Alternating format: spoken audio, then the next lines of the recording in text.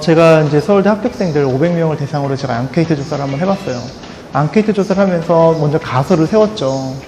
서울대학교를 입학했던 아이들에게 있어서 이 아이들에게서 반드시 어떤 특별한 특징이 있을 텐데 그게 무엇일까라고 고민을 해보니까, 앙케이트를 해보니까 대다수 공통적으로 나왔던 것 중에 첫 번째가, 이 친구들은 예를 들어 수학 문제를 하나 풀면은 수학 정석을 300시간 동안 풀었던 임계치가 있었던 학생들이었어요. 임계치라는 건 뭐냐면, 물이 100도가 되기 전에 끓지 않죠. 하지만 100도가 되면 끓습니다. 마찬가지로 성적이라는 것은 계단식으로 올라가게 되어 있다는 거죠. 근데 아이들이 어떤 성적을 높이기 위해서는 어떤 임계치, 반드시 뭔가 충분한 연습을 통해서 어느 한 정점에 도달을 해야지만 그 다음 단계부터 성적이 올라가는 것을 이제 임계치 사례라고 얘기를 하는데, 아이들에게서 충분히 이 서울대를 입학했던 아이들, 그리고 좋은 학교를 갔던 아이들의 공통점 중에 하나가, 그 아이들이 무한한 내면의 시스템이 있다는 것을 알게 됩니다. 내면의 시스템이라는 것은 그 임계치, 끓는 전 100도를 올리기 위해서 무한한 노력과 인내와 끈기가 그 안에 있었다는 것을 알 수가 있었어요. 그래서 그 아이들을 앙케이트 조사를 해보니까 초등학교 때, 중학교 때 공부에 대한 이유를 분명히 알고 공부했다는 아이들이 전체 학생들 중에 83%였습니다. 그래서 그것을 보게 되면서, 그럼 어떻게 하면 이것을 알 수가 있었을까? 그럼 너희들이 그러면 이 공부하는 이유는 궁극적으로 무엇이냐 했을 때 세 가지가 나왔습니다. 첫 번째는 인생에 있어서 선택의 폭을 넓힐 수 있는 좋은 기회라고 얘기를 했고요. 두 번째는 공부는 내 꿈을 이루어주는 좋은 도구라고 보통 이야기를 했습니다. 마지막 세 번째는 나와 남을 위해서 공부를 하는 것이라고 아이들부터 얘기를 했는데, 이 세 가지를 그럼 어떻게 해서 발견을 했냐 했더니 부모님의 영향도 있었고요.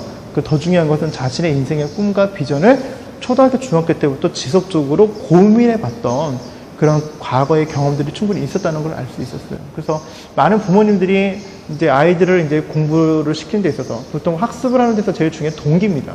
동기가 실질적으로는 공부에 대한 이유가 되고요. 그 동기가 실질적으로 아이들의 학습 계획 능력과 학습 유능감, 학습 유능감이라는 것은 내가 마음먹기에 따라서 공부를 잘할 수 있다는 얘기예요. 이 세 가지가 형성되는 가장 기초는 바로 공부를 내가 왜 해야 되는지에 대한 이유를 명확히 아느냐 모르냐에 대한 차이라는 것이죠.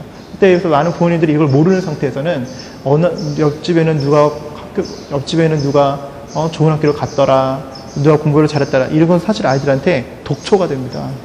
정말 좋은 건 뭘까? 정말 좋은 거는 아이들에게 있어서 결과를 갖고 아이들을 칭찬해 주는 것이 아니라 과정에 대해서 칭찬해 주는 것이 매우 중요하다는 거예요. 그래서 어머님들이 가장 반복하는 제일 나쁜 버릇 중에 하나가, 거봐, 참 똑똑하다, 우리 아들 참 똑똑한데 참 공부를 못해, 이게 아니라, 거봐, 노력하니까 되잖아. 어떤 과정과 노력과 성실과 인내와 끈기에 대한 초점을 맞춰서 칭찬을 구체적으로 해주시는 게 상당히 중요하다는 것이죠. 그랬을 때 아이가 자신의 삶을 돌아보고 자신이 공부를 해야 될 이유를 다시 한번 돌이켜볼 수 있는 하나의 그런 계기의 초석을 만들 수가 있습니다. 그래서 대다수 이 서울대를 잘 갔던 아이들의 공통점 중에 하나가 초등학교, 중학교 때 부모님과 대화 지수가 되게 높았던 애들이었어요. 초등학교, 중학교 때 아버지와 대화를 가장 많이 했던 학생들이 행복 지수가 높았습니다. 그래서 저는 공부의 이유는 결국은 아버지, 그리고 가족 안에서 또 하나의 어떤 문화와 연결되어 있는 것이 아닌가 하는 생각을 하게 됩니다.